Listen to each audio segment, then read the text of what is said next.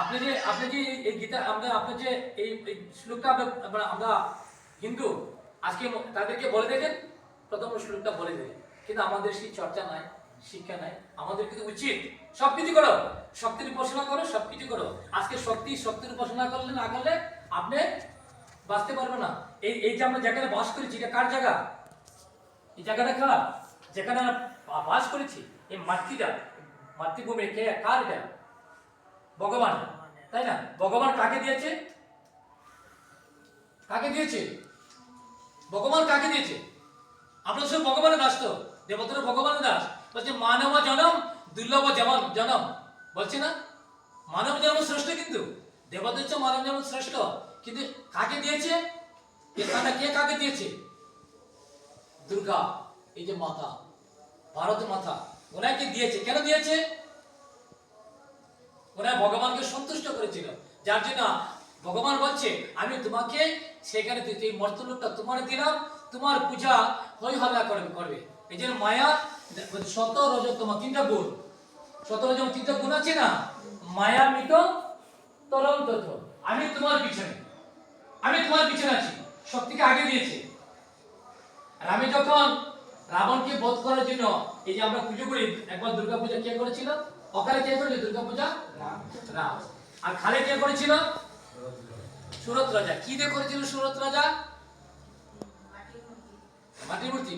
কিভাবে পুজো করেছিল? অনেক সহস্র ইয়ে দিয়ে বলি দিয়ে পুজো করেছিল। কিন্তু তার মৃত্যুর সময় তার রাস্তা পাচ্ছে না, পুজো যাওয়া, কোথায় যাবে না যাবে, সব দেখে যে তার সামনে দাঁড়িয়ে আছে, তাই না? আর রামে যখন পুজো করেছিল, এটা আমরা করি। রামে কেন পুজো করেছিল? রাবণকে বধ করার জন্য। কেন? রামের তো শক্তি আছে, রামের শক্তি আছে না? রাম কেন দুর্গাকে ডাকবে? কি কারণ ডাকবে? দরকার তো না, উনি তো ভগবান, স্বয়ং ভগবান, সবকিছু করতে পারে। তুমি শক্তিকে কেন রেখেছে? কি কারণে শক্তি পূজা করেছে? এই ইয়ার পারে, সমুদ্রের পারে কেন করেছিল? কি কারণে করেছিল জানেন? হ্যাঁ, অস্ত্রের জন্য। অস্ত্রের জন্য। অস্ত্র তো ভগবানের কাছে আছে, কেন ওনাকে অস্ত্রের জন্য ডাকবে? ভগবান সর্বশক্তিমান, কিন্তু এই যে মায়ের যে না মায়া মায়া না, ওনার কাছে অস্ত্র গচ্ছিত রেখেছিল যে আমি আপনার কাছে, যেমন আপনি যেমন সমরপুরের কাছে আমরা অভিজিৎ বাবু টাকা রেখেছে, ভাই আমি তোমার ব্যাংকে এত টাকা রাখলাম, 2 লাখ 5 লাখ টাকা রাখলাম, সময় বুঝে আমাকে একটু দিয়ে দেবে। তখন যদি ওনাকে নেয়, তখন ওনাকে একটু আদর প্রদান করবে না? ভাই এখন তো আমার টাকাটার প্রয়োজন পড়েছে, তা আমাকে একটু টাকা দেন না, ওনাকে একটু খুশিবোধ করবে না? তো ভগবান রেখেছে, ভগবানের ভক্ত, কিন্তু ওনার কাছে অস্ত্র রেখেছে, গচ্ছিত রেখেছে।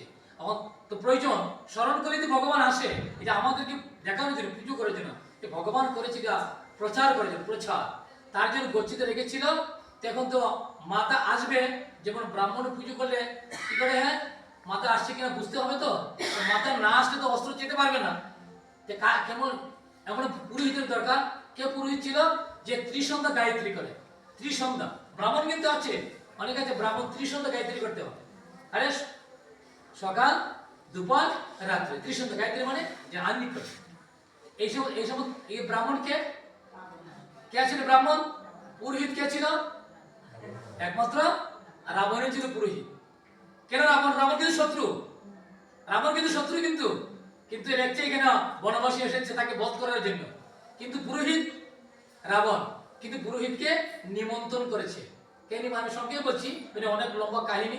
পুরোহিতকে নিমন্ত্রণ করেছে। পুরোহিত নিমন্ত্রণ করার পর রাবণ আসছে। রাবণ লঙ্কা থেকে ওপারে আসছে, আসে বলছে পুরোহিত এসে আসছে। এখন যদি পুরোহিত জিজ্ঞাসা করছে, প্রভু আপনি কিসের আপনি যদি ব্রত করেন, তো ব্রত পুরোহিত জিজ্ঞাসা করে না, আপনি কিসের জন্য ব্রত করেছেন, কেন করবেন, কি কারণে করবেন, পুরোহিত জিজ্ঞাসা করতে হবে। আপনি পুরোহিত এখানে তো মন্ত্র কি বলবে বা কি কারণে বলবেন, কিসের জন্য পুজো করেছেন? সংকল্প তো করতে হবে। সংকল্প আছে না, আমাদের কিছু কাজ করার আগে সংকল্প করা, তো সংকল্প করতে হবে। আপনি যখন প্রভু কিসের জন্য পুজো করতে যাচ্ছেন? বলছে আমি রাবণ নিধনের জন্য পুজো করতে যাচ্ছি। বলছে হবে তথাস্তু। কিন্তু এখন যদি